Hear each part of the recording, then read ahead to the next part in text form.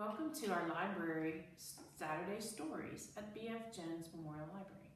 My name is Miss Ann and I'm going to read a book today about Rosa Parks. Rosa Parks grew up near Montgomery, Alabama with her mom, brother, and grandparents. She was very little but very brave, and she always tried to do what was right. When she was young, Rosa's grandparents told her stories about slavery, when black people weren't free to live like other people. Slavery was over, but times were hard for Rosa and her family.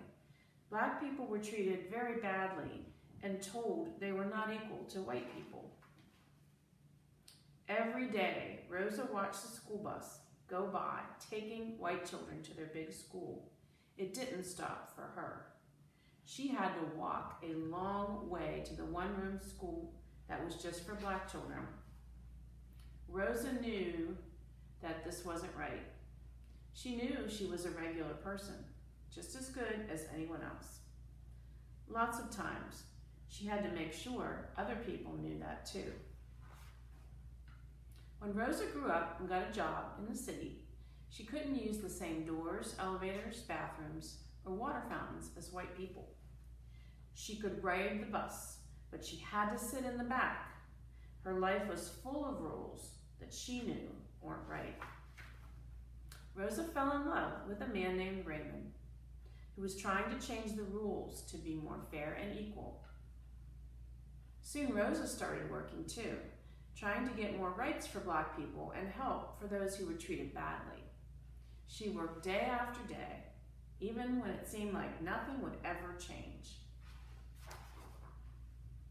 On her way home from the city one day, a bus driver told Rosa to stand up so a white person could take her seat. She was sick of rules that she knew were wrong. She thought, enough. She said, no. Rosa was taken to jail. She wasn't scared because she knew that she was fighting for what was right. When Rosa came home that night, she talked with her friends and family about what to do. She decided to keep fighting, no matter how hard it would be. Black people all over the city heard what had happened to Rosa. They thought, enough. Rosa inspired them to stop riding the buses until the rules changed. So they walked to school and to work and to the store in all kinds of bad weather. Rosa traveled the country from New York to San Francisco to convince all people to join the fight. Finally, after 1 year, Supreme Court decided that treating black people differently from white people on buses was wrong. The rules were going to change. However, it was no longer safe for Rosa to live in Alabama. She moved to Detroit and fought for fair schools, jobs, and houses for black people. She fought for voting rights, women's rights, and the rights of people in prison. When Rosa was an older woman, she was given awards and told she was a hero. But she knew who she was, a regular person, just as good as anyone else.